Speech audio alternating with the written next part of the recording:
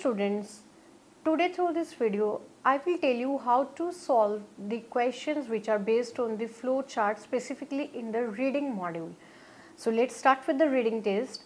Initially we read the title of the passage. Here the title is Bakelite. After reading the title, what we should do? We should read all the questions of a particular passage first so that we can easily understand the demand of the question and we can get the hint what we have to find in the particular passage.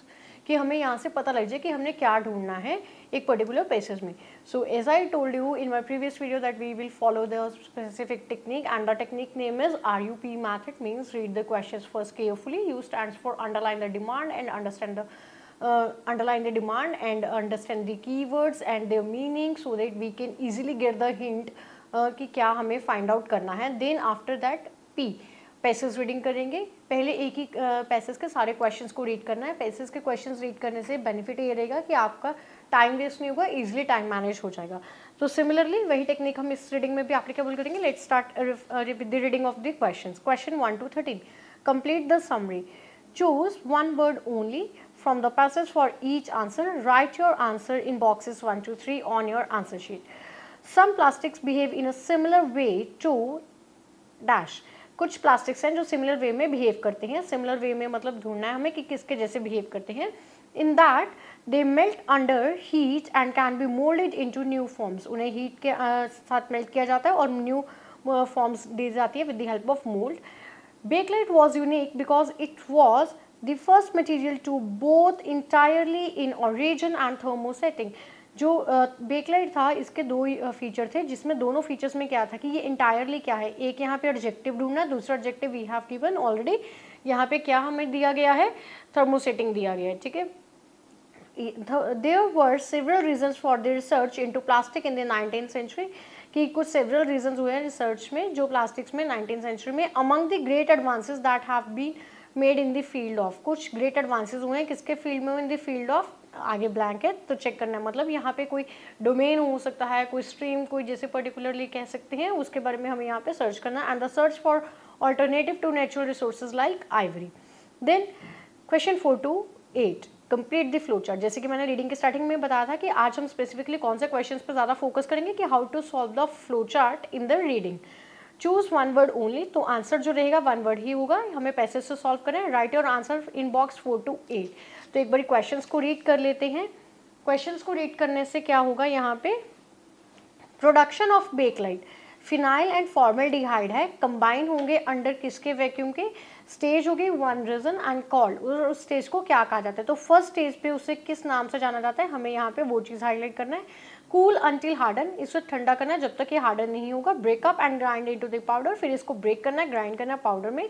Example जो है cotton है and एब्सॉर्ट्स हैं. ये क्या है, ये किसके examples है. इट मीन्स ये हमें प्रॉपर नाउन दिए हुए हैं, इनके लिए हमें एक कॉमन नाउन ढूंढना है. यहाँ पे कैटालिस्ट है, अमोनिया है, फॉर्मल्डिहाइड है. 6 स्टेज पे ये लोग क्या है, ये किसकी कैटेगरी के अंडर फॉल करते हैं, ये लोग. यहाँ पे हमें यहाँ पे स्ट्रेच करना है, यहाँ पे इसको सर्च करेंगे हम. स्टेज 2, उसके बाद स्टेज 2 स्टार्ट होती है. रेजिन है, कूल होता है, हार्डन होता है, फिर ब्रेकअप होता है, ग्राइंड होता है पाउडर में, और फिर बेकलाइट जो आता है उसका क्या है, एडजेक्टिव ढूंढना है कि वो बेकलाइट रेडी है, वो कंक्लूडिंग प्रोडक्ट है या फिर वो रॉ प्रोडक्ट है, कुछ भी. तो अगेन यहाँ पे हमें इसका एडजेक्टिव सर्च करना है. हीट है, पोर इनटू द मोल्ड है, अप्लाई है, इंटेंस हीट पे उसको अप्लाई करेंगे. ठीक है. देन एंड और साथ में मतलब क्या है, एक हीट वाला फंक्शन परफॉर्म करना है उसके ऊपर, तो दूसरा फंक्शन हमें क्या परफॉर्म करना है उस चीज़ को हम यहाँ पे ध्यान में रखेंगे. Cool until harden. अगेन हम इसे तब तक कूल करेंगे जब तक ये हार्ड नहीं हो जाता है. After that 9 to 10. The birth of modern plastic. IELTS reading. Choose करने हैं हमें 2 letter A to E. Write your answers in boxes 9 to 10 on your answer sheet. NB stands for note. Before you may answer your answers may be given in either order. Which two of the following factors influencing the design of bakelite objects are mentioned in the next text? A stands for the function which object would serve. B, the ease with which the rails could fill the mold. C, the facility which would the object could be removed from the mold. D, the limitations of the materials used to manufacture the mold. E, the fashionable styles of the period. तो इनमें से कौन से features के बारे में बात हो रही है, हमें उन 2 फैक्टर्स को यहाँ पे ढूंढना है. Question 11 to 13. True, false, not given. If the statement agrees with the information, then it is true. If there is a contradiction, we can say it is false. If no information related to this is given in the passage, then we consider it as not given. Modern day plastic preparation is based on the same principles as that patented in 1907. जो modern day की plastic preparation है वो उन्हीं same principles पर आधारित है जिनको patent किया गया था, किस पे, 1907 में किया गया था.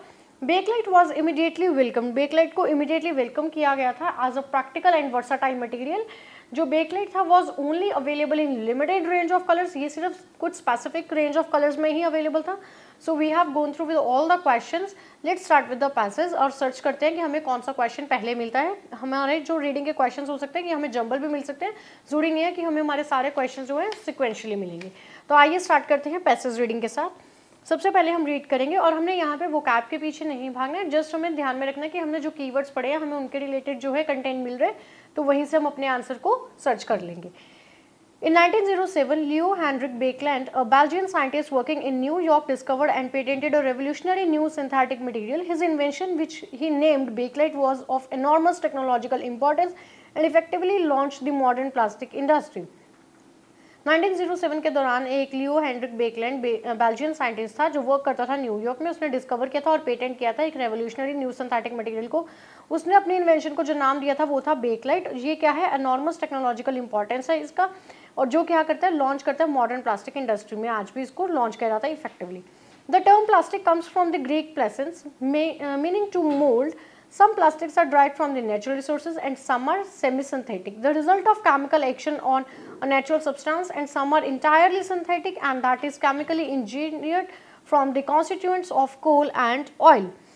Some are thermoplastic, which means that like Kindle wicks, they melt when heat and can be reshaped. Others are thermosetting, like eggs cannot be reverted into their original viscous state. Their shape is thus fixed forever. Bakelite had the distinction of being the first totally synthetic thermosetting plastic. तो यहाँ पे हमने बात करना है किस चीज़ के बारे में, देखेंगे कि क्या है ये, किस चीज़ के रिगार्डिंग है, कि हम जो बात कर रहे हैं कि ये क्या है.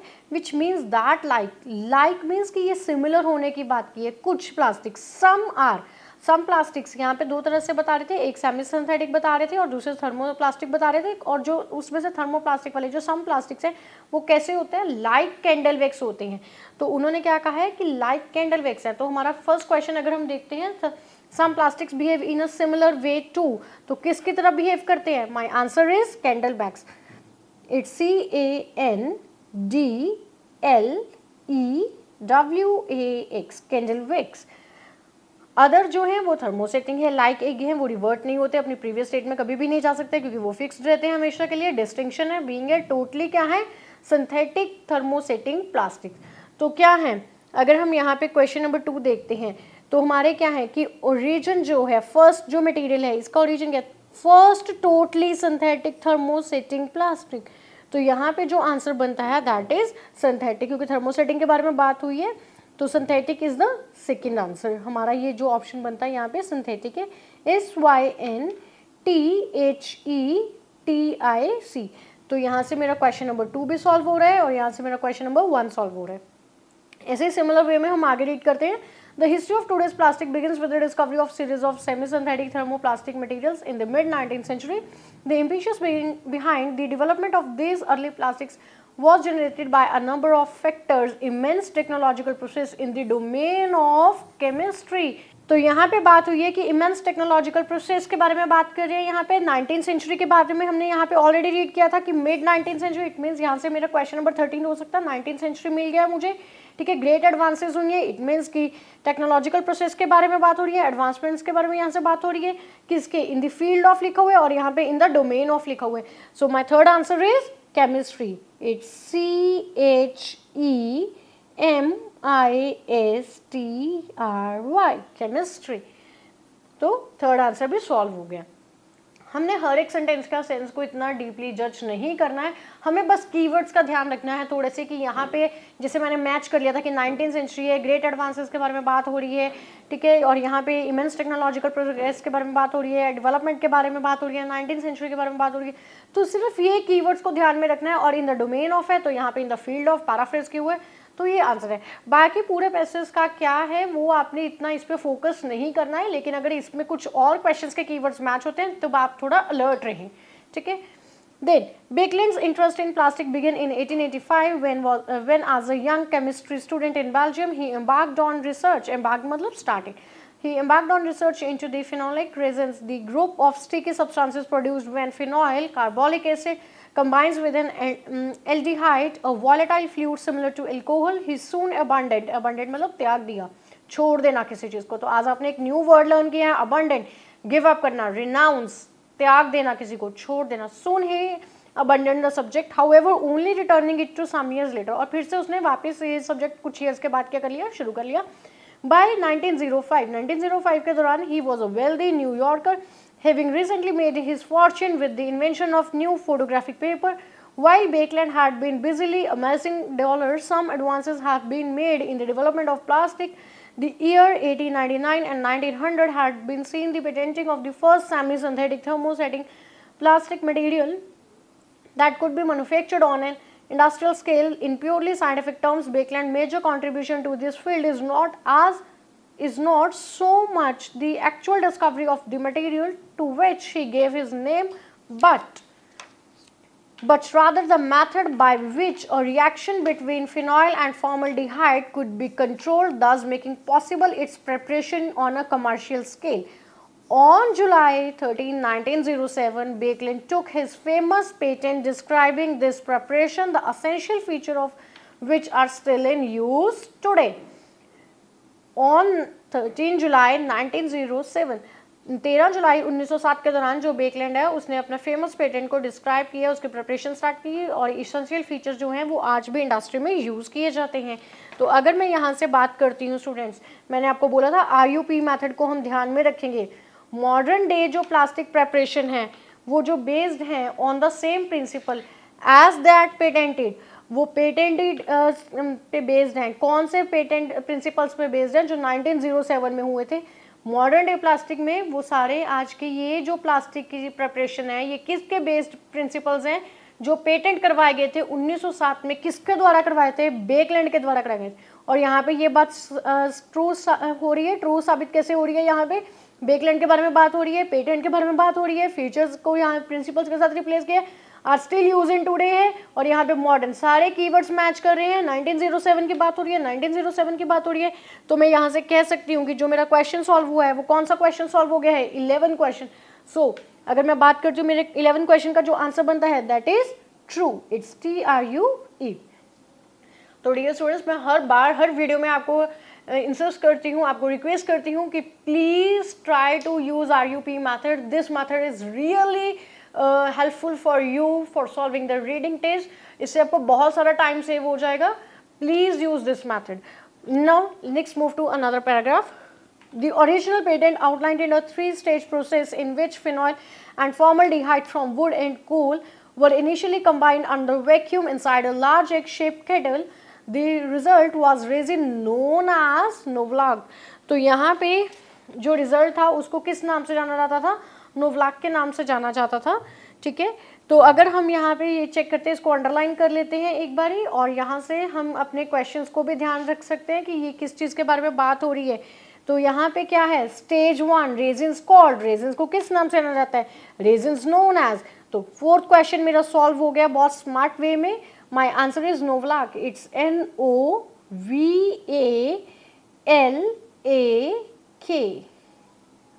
It's NOVALAK. डियर स्टूडेंट्स, उसमें कोई शर्म की बात नहीं है. जब भी आप अपने आंसर ट्रांसफर करें प्लीज़ आप स्पेलिंग्स को एक बार प्रोनाउंस ज़रूर करें, क्योंकि कई बार हमारा जो आंसर होता है वो ठीक होता है लेकिन हम ओवर कॉन्फिडेंट हो जाते हैं, हम गलत स्पेलिंग लिख देते हैं. आंसर ठीक होने के बावजूद भी हमारा जो स्कोर है वो गलत हो जाता है, उस पर इम्पैक्ट पड़ जाता है क्योंकि हमने स्पेलिंग रॉन्ग लिख दी. तो कभी भी आपने ओवर कॉन्फिडेंट नहीं होना है. Please don't feel shy, you can pronounce the spellings. Okay, ये भी नहीं है कि आप लाउड करें तो एग्जाम में सब डिस्टर्ब हो जाए. आप अपने सेल्फ रीड कर सकते हैं. ओके, और आप बाद में क्रॉस चेक भी कर सकते हैं अपने आंसर्स को. Which became soluble and malleable when heated. The resins was allowed to cool in shallow trays until hardened and then broken up and ground into powder. Other substances were then introduced including fillers such as wood flour, acetose and cotton. Including क्या था? Fillers में categories कौन सी थी? Wood flour, asbestos, cotton. तो इसका मतलब ये क्या? फिलर्स क्या कॉमन नाउन है? ये क्या है? प्रॉपर नाउन है. तो यहाँ से जो मेरा आंसर निकल रहा है, अगर मैं चेक कर लूँ कॉटन एंड एप्सोटॉस, ये एग्जांपल्स है, किसके अंडर फॉल करती हैं, फिलर्स के अंडर। मेरा 5th क्वेश्चन यहाँ से सॉल्व हो रहा है। तो हमने अटेंटिव रहना है, बाकी पैसेज की ट्रांसलेशन के पीछे हमने नहीं भागना है, वर्ड टू वर्ड हमने नहीं फोकस करना है, हमें सिर्फ अपने कीवर्ड्स को ध्यान में रखते हुए अपनी रीडिंग को सॉल्व करना है। So my answer is fillers, it's FILLERS। Continue करते हैं आगे। Which increases strength and moisture resistant catalyst substances to speed up the reaction between the two chemicals without joining to either, and hexa, a compound of ammonia and formaldehyde which applied with the additional formaldehyde necessary to form a thermosetting resin। तो अगर मैं यहाँ से बात करती हूँ, hexa क्या है, अ कंपाउंड ऑफ, किसका कंपाउंड है, अमोनिया एंड फॉर्मल्डिहाइड, जिसको अप्लाई किया जाता है एडिशनल के लिए, नेसेसरी फॉर्म में थर्मोसेटिंग बनाने के लिए, है ना। तो यहाँ पे अगर मैं बात करती हूँ अमोनिया एंड फॉर्मल्डिहाइड लिखा हुआ है, तो जो मेरा 6th क्वेश्चन है वो यहाँ से बहुत इजीली सॉल्व हो गया। माय आंसर इज हेक्सा, क्योंकि ये क्या है, कंपाउंड के बारे में बात कर रहे थे यहाँ पे, therefore my answer is hexa, और 6th क्वेश्चन भी हमारा सॉल्व हो गया। तो बहुत केयरफुली क्वेश्चंस रीड करने का बेनिफिट ये हुआ कि इतने से मेरे कितने क्वेश्चन सॉल्व हो रहे हैं, 4, 5, 6 हो गए। लेट्स सी कि 7 BC से सॉल्व हो जाए हमारा। This resin was left to cool and harden, cool के बारे में बात हो रही है, हार्डन के बारे में बात हो रही है, yes it means flow chart sequentially चल रहा है मेरा। Stage 2 resins ground up second time, तो यहाँ पे स्टेज 2 सेकेंड टाइम रिफ्रेश किया हुआ है, कूल एंड हार्डन है, तो सिमिलर हम आगे कंटिन्यू कर रहे हैं अपने फ्लो चार्ट को। रिजल्टिंग है granular powder was a raw bakelite, तो बेकलाइट का ऑब्जेक्टिव क्या था कि वो क्या है, रॉ बेकलाइट है। तो अगर मैं यहाँ से चेक करती हूँ, मेरा क्वेश्चन 7 भी सॉल्व हो गया, क्योंकि बेकलाइट पूछा है, बेकलाइट का ऑब्जेक्टिव क्या है, it's raw, RAW, raw. 7 question भी मेरा यहीं से सॉल्व हो गया है। इन द लास्ट स्टेज में क्या हुआ है, the heated bakelite was poured into hollow mould of the required shape and subjected to extreme heat and pressure. Extreme heat, तो यहाँ पे एक्सट्रीम हीट के लिए स्टूडेंट्स क्या था, इंटेंस हीट के बारे में बात की गई है। Intense heat means extreme heat, और क्या चीज है, एंड करके, so my answer is pressure. 8 question मेरा सॉल्व हो गया। 8 क्वेश्चन का आंसर प्रेशर है, इट्स PRESSURE, प्रेशर। तो ऐसे ही हम आगे क्वेश्चन सॉल्व करेंगे अपने ध्यान से। The design of bakelite objects, everything from earring to television sets, was governed to a large extent by the technical requirements of the molding process. The object could not be designed so that it was locked into the mold and therefore difficult to abstract. Abstract means remove करना, कि ऐसे design नहीं किया जा सकता था कि ये लॉक हो जाए मोल्ड में, और इसलिए इसको डिफिकल्ट हो जाए abstract करना। ठीक है, तो यहाँ पे क्या था, requirement of the moulding process के बारे में बात हो रही है, और उसके एक्सट्रैक्शन के बारे में बात हो रही है। और आगे देख लेते हैं, और कॉमन जनरल रूल क्या है कि जो ऑब्जेक्ट्स हैं, टैपर मतलब एक शेप होता है, टेपर है ना, जैसे हमारे रैंप की शेप होती है, थोड़ा स्लैंट सा अगर बोलते हैं, टेपर होना चाहिए toward the deepest part of the mould, की थोड़ा टेढ़ा सा होना चाहिए, टेपर होना चाहिए, वो किस तरफ, deepest part of the mould की तरफ होना चाहिए। इफ नेसेसरी कि जो प्रोडक्ट है वो मोल्ड होता है सेपरेट पीसेज में, mould had to be carefully designed so that the molten bakelite would flow evenly and completely into the mold, कि ताकि कि वो evenly और completely mold में क्या हो जाए, spread हो जाए। Shape corners proved impractical were thus avoided and giving rise to the smooth and streamlined style popular in 1930s. The thickness of the walls of the mold was also crucial. Thick walls took longer to cool and harder, a factor which had to be considered by the designer in consider to make the most efficient use of machines. तो यहाँ से देखते हैं कि उसको mould है, mould के लिए रिक्वायरमेंट प्रोसेस बताया है। रिक्वायरमेंट प्रोसेस में उन्होंने बताया कि ये इतना भी टफ नहीं होना चाहिए, इसको ऐसे डिजाइन नहीं किया जाना चाहिए कि बाद में उसे डिफिकल्टी का स्ट्रक्ट करने में। कुछ जनरल रूल्स बताए हैं, टेपर होना चाहिए, सेपरेट पीसेस के साथ होना चाहिए, केयरफुली डिजाइन किया जाना चाहिए। तो यहाँ पे हमने सारे इसके रिगार्डिंग क्या पढ़े हैं कि कुछ फैक्टर्स पढ़े हैं जो इन्फ्लुएंस कर सकते हैं एक बेकलाइट के उसको ऑब्जेक्ट को इन्फ्लुएंस कर सकते हैं। तो यहाँ से हम चेक कर लेते हैं एक बार कि हमारा कौन कौन सा क्वेश्चन सॉल्व हो रहा है। अगर मैं बात करती हूँ the function would serve, function के बारे में बात नहीं हुई, this is not my answer. The ease which could fill, yes आसानी से कैसे फिल किया जा सकता है, बी इज द आंसर, क्योंकि requirements of the moulding process के बारे में बात हुई है, कैसे फिल करना है, उसको इजीली फिल करना है ना, ताकि वो लॉक ना हो जाए, उससे डिफिकल्टी ना आए एक्सट्रैक्ट करने की, तो बी इज द आंसर। ठीक है, और क्या चेक करते हैं यहाँ से हम चेक कर लेते हैं, if necessary that the product separate pieces, अगर नेसेसरी है उसको सेपरेट पीसेस में, ये भी बात की गई थी, और शेप की और केयरफुली डिजाइन के बारे में बात हुई थी, इवनली फ्लो के बारे में बात हुई थी, कंप्लीटली फिल करने के बारे में बात हुई थी। तो अगर यहाँ से चेक करती हूँ, the facility which would the object could be removed from the mould, कि वो फैसिलिटी जिसके हिसाब से उसको क्या करा जा सकता है, रिमूव किया जा सकता है, सेपरेट किया जा सकता है पीसेस को, एक्सट्रैक्ट किया जा सकता है पीसेस को। तो अगेन एंड अगेन एक ही बात के ऊपर प्रेशर जा रहा है, तो इसको कर लेंगे। लिमिटेशंस के बारे में अभी तक हमने कुछ नहीं पढ़ा है यहाँ पे, मैन्युफैक्चर मोल्ड के बारे में नहीं पढ़ा है, fashionable styles of the period नहीं था यहाँ पे गिवन। तो हम यहाँ पे स्टाइल पॉपुलर इन 1937, एक पर्टिकुलर स्टाइल के बारे में पढ़ा था। फैशनेबल स्टाइल्स कौन से थे उस पर्टिकुलर पीरियड के, इस चीज को हम रिलेट नहीं कर सकते, तो ये आंसर नहीं बनेगा। प्लीज आप यहाँ पे कंफ्यूज नहीं होंगे स्टूडेंट्स। ऐसे ही हम रिमेनिंग क्वेश्चंस को अपने कवर करने की कोशिश करेंगे। Let's start with the remaining part of the reading. Baekeland invention although treated with disdain in its early year, भले ही बेकलैंड की जो इन्वेंशन थी वो कैसे ट्रीट की गई थी, disdain अर्ली ईयर्स में, went on to enjoy unparalleled popularity, unparalleled popularity थी जो लास्टेड हुई throughout the first half of the 20th century.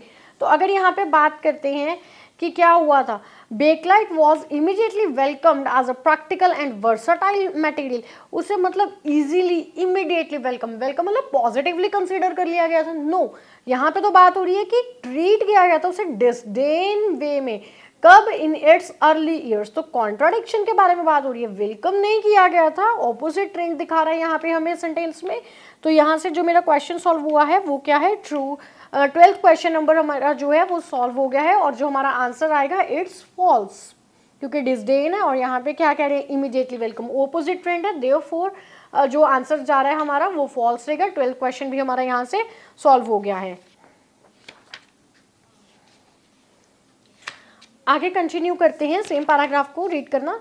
It became the wonder product of the new world of the industrial expansion, the material of 1,000 uses being both non-porous and heat resistant. Bakelite kitchen goods were promoted as being germ free and sterilizable. Electrical manufacturers seized on its insulating properties, and consumers everywhere relished its dazzling array of shades. Dazzling array मतलब variations, dazzling vibrant shades के बारे में बात हो रही है यहाँ पे। और यहाँ पे क्वेश्चन में बोला गया है bakelite was only available in limited range of, no, here it is array, dazzling array of shades मतलब कलर्स के बारे में बात कर रहे हैं वो लोग, एरे वेरिएशंस के बारे में बात कर रहे हैं, डेजलिंग वाइब्रेंट के बारे में बात कर रहे हैं, और यहाँ पे लिमिटेड रेंज ऑफ कलर्स के बारे में बात हो रही है। कॉन्ट्राडिक्शन हो रहा है, तो हमारा जो आंसर जाएगा वो क्या बन जाएगा, इट्स फॉल्स। तो यहाँ से हमारा क्वेश्चन नंबर 13 भी सॉल्व हो गया। तो रिमेनिंग मुझे रीड करना ही नहीं है, बिकॉज यहाँ से मेरे सारे क्वेश्चन सॉल्व हो गए हैं। यू कैन सी स्टूडेंट्स कि कितने ब्यूटीफुली हमने अपने सारे क्वेश्चंस को कितने स्मार्ट वे में हमने कर लिया है।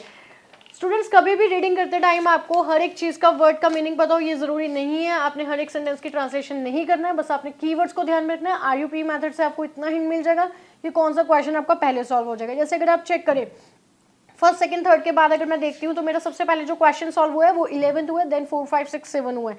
उसके बाद ऑल द यहाँ से मेरे सिक्वेंशियली क्वेश्चन सॉल्व होने लगे हैं।